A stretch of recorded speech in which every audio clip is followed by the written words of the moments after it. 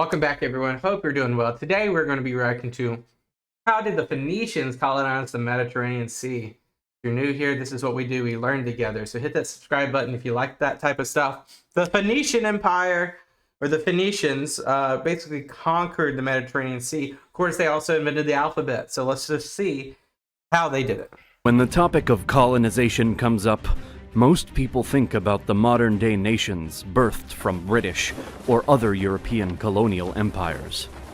The United States may be one of the first to come to mind, but the US didn't become officially colonized until the 17th century, which means that it was relatively recent, and this begs the question, what about colonies during earlier or even ancient ages? This video is brought to you by NordVPN. Throughout history, espionage and intelligence have been very is needed information 52 privacy of VPN discount to you. Existed all throughout history, and one example of its ancient practice can be found in the Phoenicians. Phoenicia was a Thales-Socratic civilization. And that's like right, obviously you guys can see that. That's like today where Israel and Lebanon is situated. That's such an interesting part of, humanity happening in this area. Of course, as you see in the background, Mesopotamia, a little bit more east of this, and that greener valley river area, but such an interesting place. This Phoenicians, of course, will spawn, and then they will create such a vast colonial empire in the Mediterranean. And I'm trying to see in this video, my main things I'm going to be looking for is how does the Phoenicians connect the dots to the is it the Minoans or the Mycenaeans, the Greek states? How does that form? Because obviously Greece is right in front of us, and that they own the Mediterranean about 2,000 years ago or 2,400 years ago. However, prior to that, this is where we get the Phoenicians. So I'm going to see where the crossover is, if any. That existed as early as 2500 BC and held territory throughout the Levant. The Phoenicians were not necessarily members of one united nation, but instead made up a series of independent city-states, such as Tyre and Byblos, though they nonetheless served as some type of unified front when it came to the colonization of the Mediterranean. Unlike some of the sprawling imperial empires that would eventually expand across the globe in their own bids for colonization and territory expansion, the Phoenicians weren't looking for more land or simply a larger empire. Instead, they were hoping to grow their trade network. The existing Phoenician city-states like Tyre and Byblos and Sidon all owed their success to abundant trade, and even the Phoenician-founded city that would later become an unofficial empire, the spectacular Carthage, would also base much of its prosperity on trade as well. The Phoenicians as a whole were remarkable tradesmen, and they knew their way around the seas as well, opening up incredible opportunities for trading, with places as far as Britain, the coast of Africa, and the Greek islands. Wow. But trading so far, so frequently, wasn't necessarily easy, even with the skills and experience of the Phoenicians. Look at that, they go as far as Britain. I didn't know that. The Phoenicians went to Britain? Initially, the idea was simply to establish a series of trading posts and way stations to help improve the journey and effectiveness of the merchants. But it became quickly apparent to the Phoenicians that turning these posts into more permanent establishments or even settlements might actually serve as a major benefit to the traveling traders. Permanent settlements would serve as an additional location for the Phoenicians to sell their goods while mostly controlling the market throughout those regions as well. Eventually, as this plan went into action, even though the motive wasn't really about territorial gain, these settlements all became colonies of the mercantile powerhouse of Phoenicia. And we, like I said, we always, my word straight. We also know about Venice, and in about 20, what would it be? It would be like 2,900 years after the beginning of the Phoenician Empire, you would see the Venetian conquest, and you would see how they would do similar things. So it's so interesting how we see so many parallels. And then, that's 450 when Venice basically began. So like another 1400 years after Venice, we see the British and other colonial powers do it. So like it's so mimicking is history. History repeats itself. So we see that so many different ways, not just in the Mediterranean, but this will mirror itself into the entire globe. Although it is widely known that this colonization, whether intentional or not, did happen, it's not exactly known when it started. Many modern historians believe that the process began around the same time as the Greeks began to set up their own colonies, which occurred during the 8th century BC. This, though, conflicts with the claims of ancient scholars, who say that the Phoenicians had actually begun to establish their colonies back in the 12th century BC.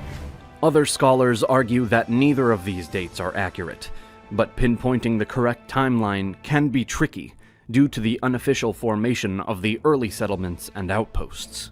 The general consensus, thus, is that the era of the 12th to 8th centuries BC mark a period of... I mean, look how much they have from Morocco, from Spain, Tunisia, Algeria. They basically had a foothold everywhere in the Mediterranean. Not too much around the Egyptian side or the Greek side, but pretty much everywhere else. Of pre-colonial trade and building of way stations, trading posts, and small settlements, whereas the following period from the 8th to 6th centuries BC served as the foundation for Phoenicia's Mediterranean colonies. As the trading superiority and prosperity of the Phoenicians grew now, so did their territorial holdings.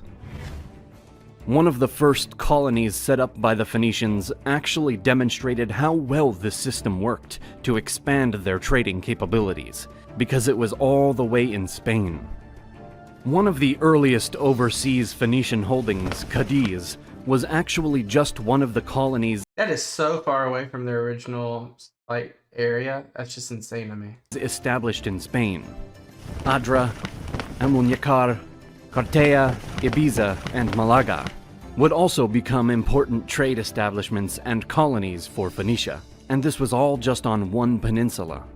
Over in Sicily, the Phoenicians originally attempted to colonize Ortygia, but the Greeks quickly forced them to change plans, and it would instead be Motia, Palermo, and Sulunto.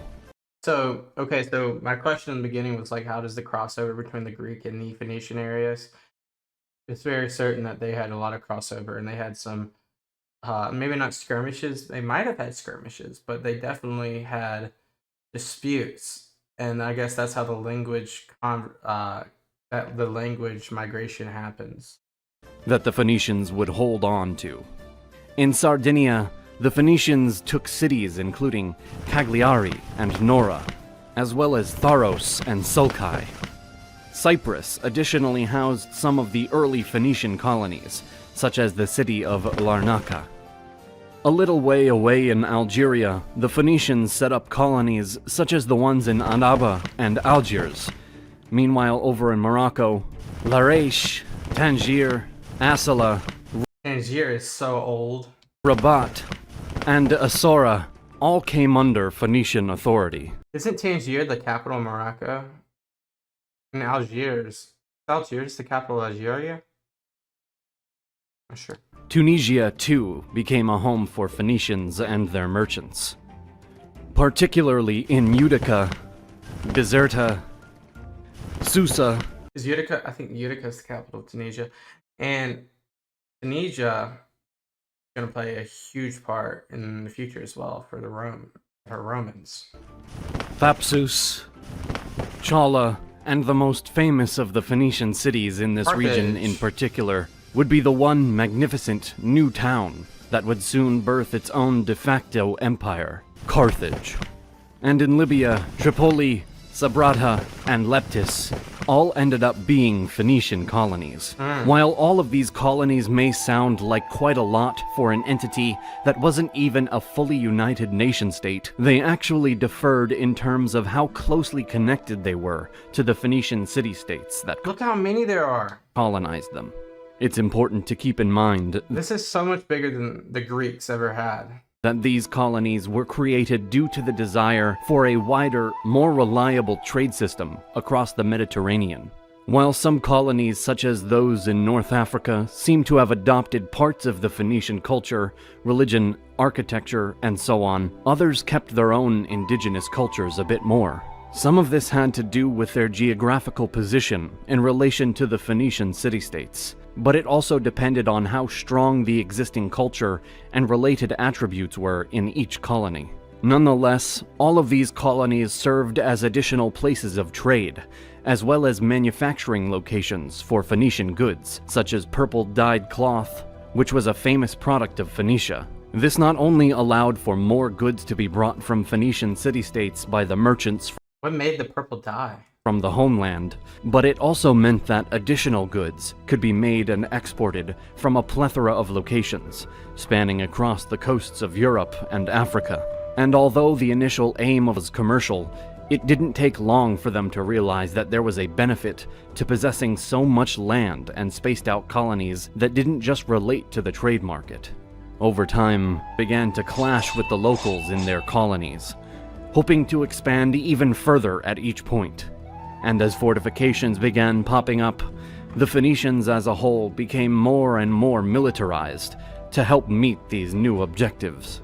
But as many ancient civilizations and empires learned the hard way too, the Phoenicians soon realized that their ambitions were no more than a pipe dream.